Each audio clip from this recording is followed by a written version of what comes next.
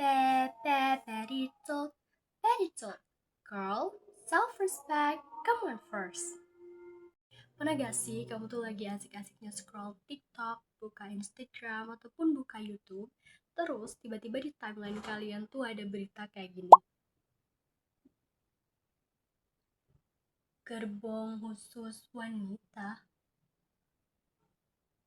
Iya, khusus wanita. Ada gerbong, tapi khusus untuk satu gender aja.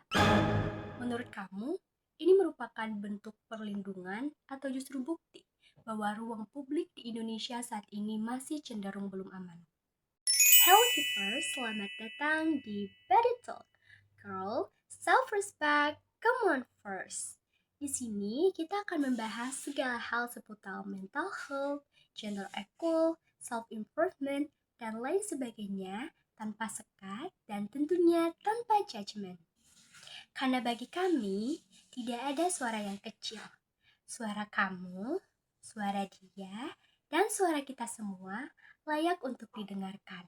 So, siapkan tempat ternyaman, ambil segelas teh hangat, dan yuk kita mulai.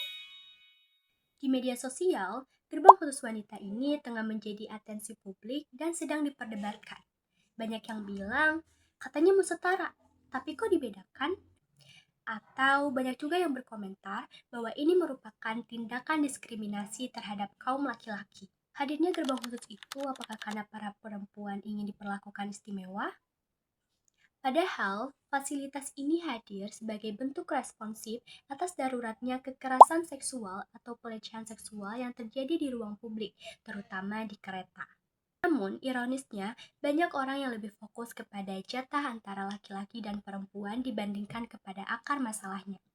Jujur sih, kalau boleh milih, baik itu laki-laki maupun perempuan, pasti kita semua itu mau tempat yang aman dan nyaman, terutama di transportasi publik. Gak harus berdesak-desakan, rebutan kursi, ataupun saling mencurigai satu sama lain.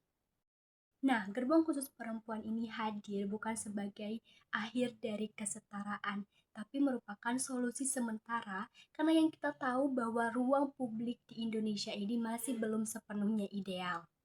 Data dan studi dari Lembaga Transportasi Global menyebutkan bahwa perempuan lebih rentan mendapatkan pelecehan seksual di ruang publik, terutama di transportasi publik. Sehingga gerbong khusus wanita ini hadir sebagai jembatan perlindungan dan bukan merupakan solusi akhir. Tujuan akhir kesetaraan dalam transportasi umum adalah ketika gerbong khusus tidak diperlukan lagi, di mana setiap sudut dalam bis, setiap sudut dalam kereta, atau dalam ruang publik itu menjadi tempat yang aman dan nyaman dan tanpa dicurigai. Nah, selanjutnya, apa itu kesetaraan dalam mobilitas publik?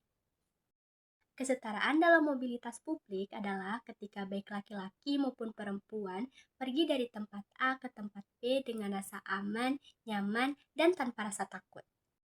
Ingat ya, keamanan itu bukan suatu privilege, tapi merupakan hak setiap warga negara. Nah, mungkin harusnya yang kita tanyakan saat ini bukan kenapa sih perempuan dibuatkan gerbang khusus, tapi bagaimana caranya agar transportasi publik itu menjadi tempat yang aman dan nyaman serta bebas dari segala tindak kejahatan. Karena pada akhirnya kesetaraan di ruang publik bukan tentang siapa yang mendapatkan tempat paling luas, akan tetapi bagaimana kita dapat berdampingan tanpa takut satu sama lain. Kalau kamu pernah takut ataupun cemas di ruang publik, ingat, ketakutan kamu itu valid dan kamu enggak sendirian. Kami selalu percaya bahwa ruang publik yang aman dimulai dari edukasi dan kesadaran diri. Jadi, mulai sekarang, yuk saling menjaga diri kita bersama. Aku Diana Zoria Salvasi, terima kasih sudah singgah dan mendengarkan. Sampai jumpa di episode berikutnya.